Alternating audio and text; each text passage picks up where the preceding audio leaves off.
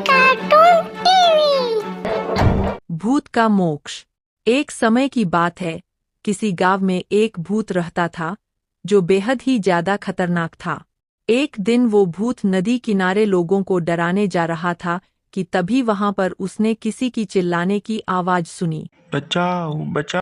भूत जल्दी से उस आवाज की तरफ दौड़ा तो उसने देखा कि एक आदमी जिसका नाम अर्पित था, उसको 4 चोर मार रहे थे और उससे उसका सामान छीन रहे थे। भूत वहां पहुंचा और उन 4 आदमियों से अर्पित को छोड़ने के लिए बोला। छोड़ो इसे, मैं कहता हूँ। भूत को अपने सामने देखकर चारों चोर डरकर कांपने लगे और वहां से भाग गए। वही अर्पित भूत को देखकर डर से कांपने लगा, जिसे देख भूत ने अर्पित को सौरन वहां से जाने के लिए बोला। जाओ यहाँ से। जिस पर अर्पित ने उससे डरते हुए बोला, तुम तो गांव के वही भूत हो ना, जो गांव वालों को परेशान करते हो। लेकिन आज तुमने मुझे उन चोरों से क्यों बचाया? अर्पित की बात सुन भूत गुस्से में आ गया और उसे वहां से जाने के लिए बोला।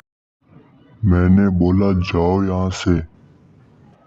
जिसे सुनकर अर्पित वहां से चला गया और भूत की बात पूरी रात सोचता रहा।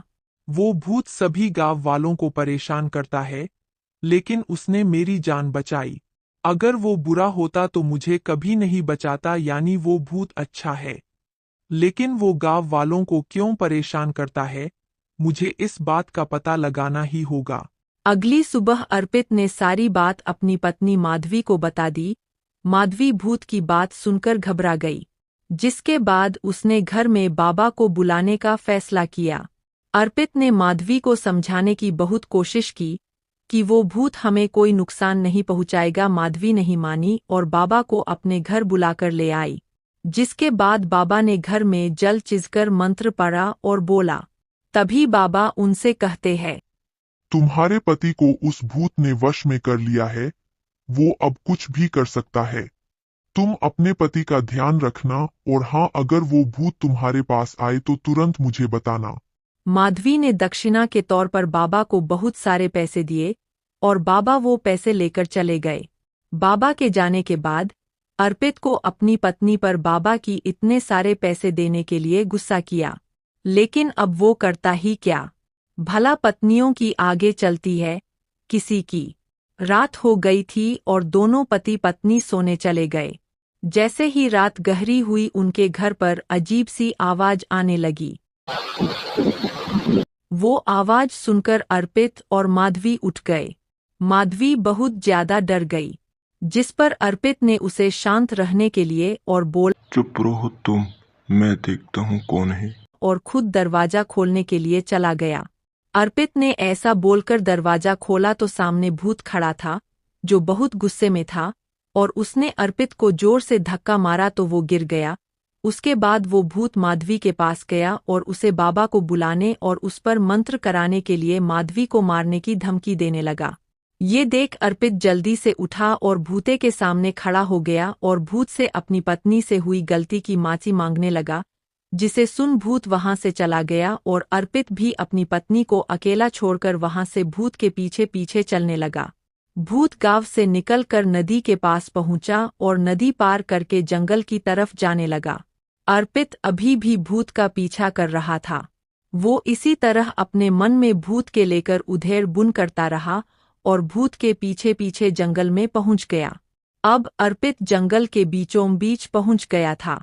उस जंगल में एक गुफा थी। भूत उस गुफा के अंदर चला गया। अर्पित भी भूत का पीछा करते हुए उस गुफा में चला गया।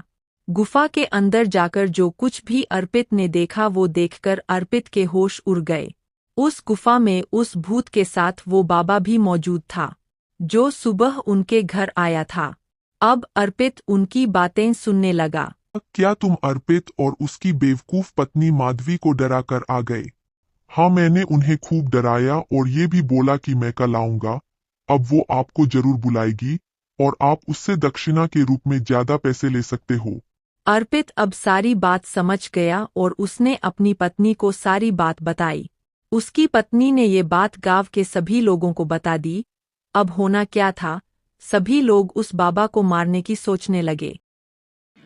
चलो भाइयों चलो, जल्दी चलो, कहीं भूत और बाबा उस गुफा से निकलकर भाग ना जाए। हमें जल्दी से जाकर उनको ढूंढना होगा।